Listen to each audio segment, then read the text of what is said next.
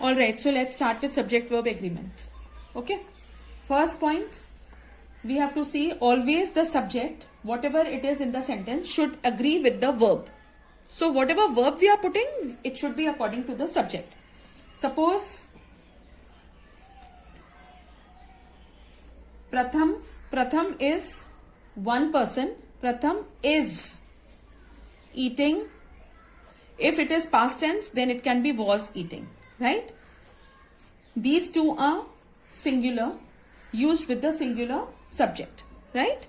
When we take two people, suppose Arav and Ravi are playing. So here we have two people in the subject. So this is plural, right? So a plural verb is used along with it. Any problem? Number 3. When we are using collective nouns. Okay. When we are using collective nouns, suppose a herd of elephants. So this is a group of elephants. But since this is a collective noun word, it is regarded as one. ठीक है, ये एक single माना जाता है. So then हम बोलते हैं a herd of elephants is grazing in the fields. ठीक है. Number 4. When we use nouns, we often see that there are some countable nouns and some are uncountable nouns. So when there is countable noun, how we use the verbs? Countable nouns. Countable nouns that we can count. Many students are playing. Noun क्या है यहां पर? Students, इनको गिन सकते हैं.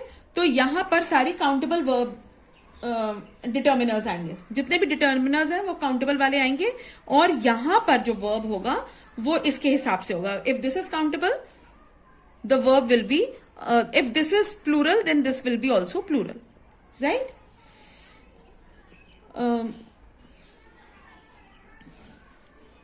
Sorry, plenty of children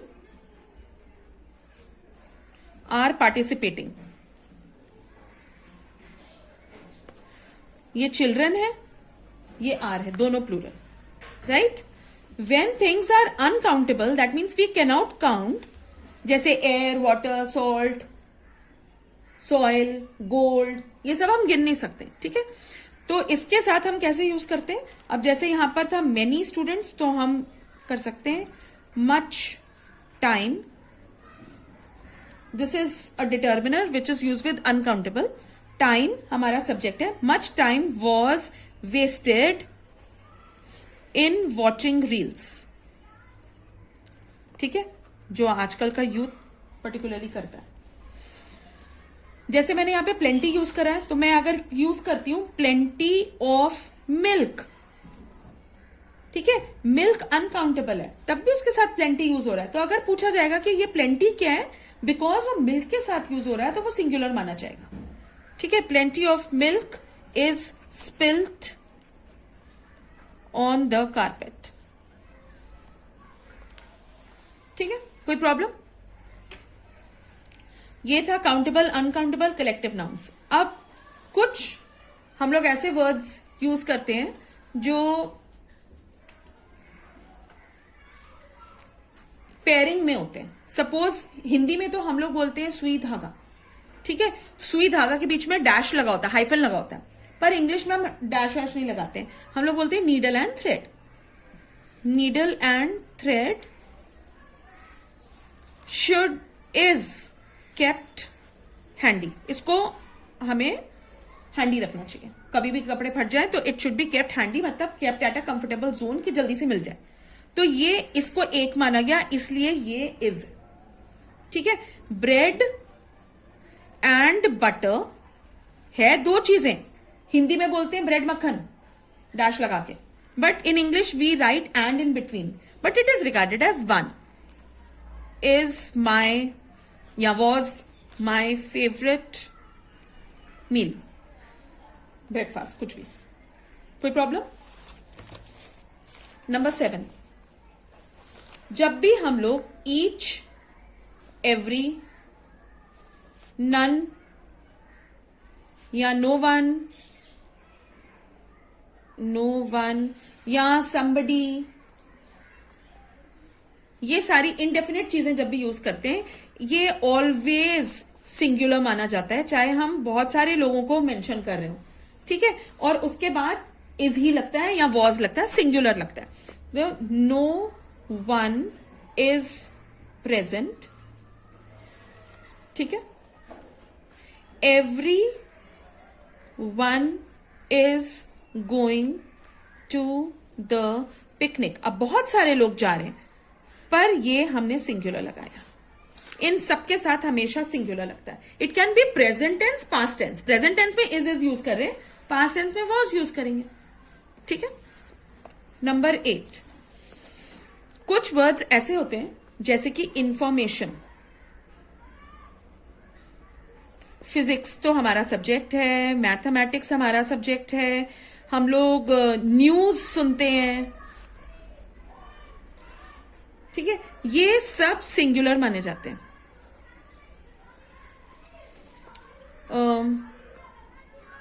this information, इस information में बहुत सारी बातें होंगी।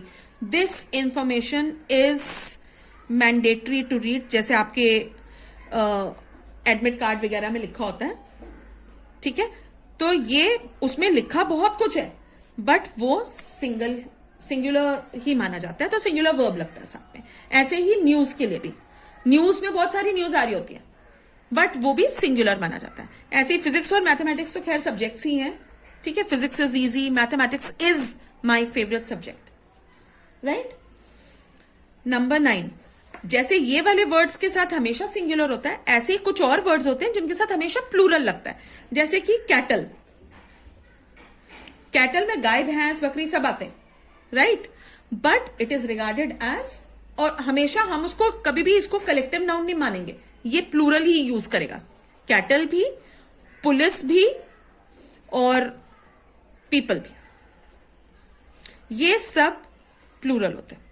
तो इन टाइप की कोई भी चीजें हैं, तो जैसे कैटल आर ग्रेजिंग, बहुत सारे बच्चे बोलते हैं हम गाय, भैंस, बकरी, ये सब तो कलेक्टिव नाउन हो गया, कैटल इज ग्रेजिंग होना चाहिए, तो नहीं, कैटल के साथ हमेशा are. Policeman is coming, policeman, MEN, are coming, पर पुलिस अकेले बोलते हैं ना, हम सब यूज करते हैं गलत। Police is coming, police is coming गलत है, पुलिस आर है। और ऐसे ही पीपल, ठीक है। पीपल के बहुत सारे कलेक्टिव वर्ड्स हैं, जैसे हम लोग पीपल के लिए आप लोगों ने छोटी क्लासेस में करा होगा mob. Mob group of people जो तोड़फोड़ करने के लिए आते हैं, ठीक है। ऐसे ही ऑडियंस, जो हम लोग प्रोग्राम देख रहे होते हैं। असेंबली, जब हम सब असेंबल होते हैं कुछ करने के लिए, जैसे प्रेयर वगैरह करने के लिए। अगर हम किसी कीर्तन वीर्तन करने के लिए हैं तो कॉन्ग्रीगेशन, मतलब ऐसे पीपल के बहुत सारे हैं, राइट। पर पीपल आर, ठीक है। सिटिंग इन द लॉन, तो ये वाले जो वर्ड्स हैं ये तीनों हमेशा प्लूरल के लिए यूज होंगे, राइट। नंबर 10, जब भी हम लिखते हैं जैसे कि Ravi along with his parents, तो यहां पर आ गए 2 सब्जेक्ट्स। यहां पर था एंड, ये तो कनेक्टर है, ठीक है। पर यहां पर आया है एक फ्रेज अलोंग विद, ये है एंड जो कि सिंगल वर्ड है, कनेक्टर है, कंजंक्शन है, पर ये है हमारा फ्रेज। जब भी एक फ्रेज बीच में आता है 2 नेम्स के, 2 सब्जेक्ट वाली चीजों के, हमेशा हम फर्स्ट वाले सब्जेक्ट का वर्ब लगाते हैं। Ravi along with his parents is going to watch the movie, ठीक है। हमेशा जब भी यहां पर अलोंग विद आ रहा है या एज वेल एज आ रहा है, कोई भी फ्रेज आ रहा है बीच में, फ्रेज क्या होता है? फ्रेज क्या होता है? Phrase is group of words which does not give complete meaning. Sentence देता है group of words that gives a complete meaning, phrase होता है which does not give a complete meaning, ठीक है। तो जब भी along with as well as आता है फर्स्ट वाले का लगेगा, राइट। फिर नेक्स्ट है जब हम और या नॉर लगाते हैं, दो सब्जेक्ट्स के बीच में और या नॉर, ठीक है। जैसे कि मधु और हर सिस्टर्स। अब मधु यहां पे सिंगुलर है और ये है प्लूरल, पर जब भी यहां पे और है या नॉर है तो हमेशा इसके वाला लगेगा, सेकंड वाले का। इसमें जब फ्रेज आ रहा है फर्स्ट वाले का लगेगा। ये बहुत आता है आपके क्वेश्चंस में ना, 10 क्वेश्चंस 12 क्वेश्चंस जो आते हैं उसमें एक ऐसा होता है, बहुत बार मैंने देखा है, बहुत सैंपल पेपर्स में देखा है, ठीक है। और इसमें जब और नॉर है तो सेकंड वाले का लगेगा। तो सिस्टर्स हैं अगर ये, मधु और हर sisters will call for the order, ठीक है। हम लोग यूज करते हैं ईदर और, बहुत ऑफन यूज करते हैं। ईदर रश्मि और मोहन इज सिलेक्टेड, ठीक है। ये भी एक 1 पर्सन है, ये भी 1 पर्सन है, पर ऐसे ही हम यहां पे प्लूरल भी तो लगा सकते हैं।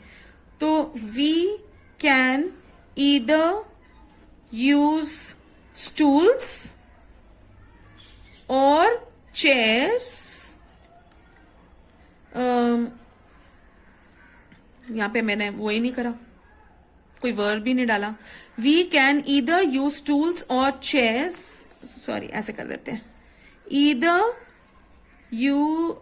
ईदर स्टूल्स और chairs are to be used.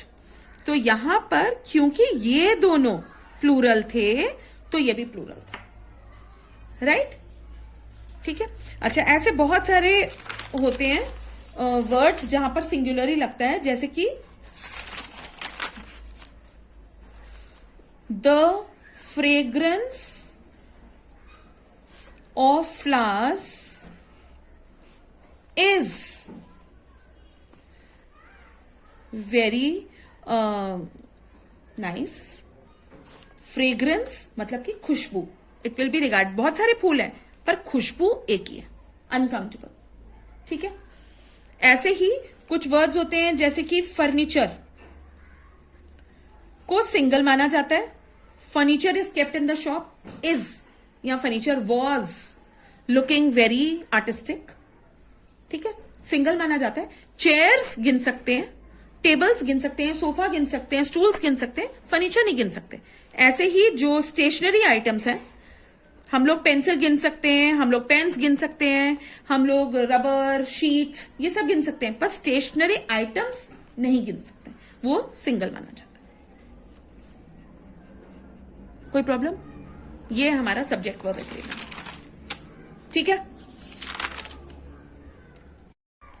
Okay, एक चीज मैं बताना भूल गई, बी के फॉर्म्स हमें आने चाहिए। बी के फॉर्म्स, क्योंकि हम सब्जेक्ट वर्ब एग्रीमेंट अभी करें, तो बी के फॉर्म्स, कई बार ब्रैकेट में सिर्फ बी लिखा हुआ आता है, तो be is not only be, been, being.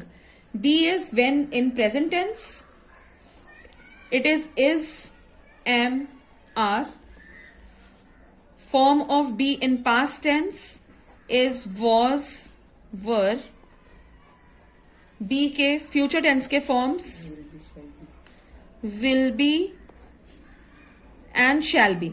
इसीलिए जब आपको मैंने अभी जब टेंसेस कराया तो यहां पे इज, एम, आर ये बी के फॉर्म्स थे, वॉज, वर ये बी के फॉर्म्स है पास्ट टेंस वाले, और ये फ्यूचर के will, shall, be, verb I N G, ये विल बी, शैल बी, इसलिए बी आया, ठीक है।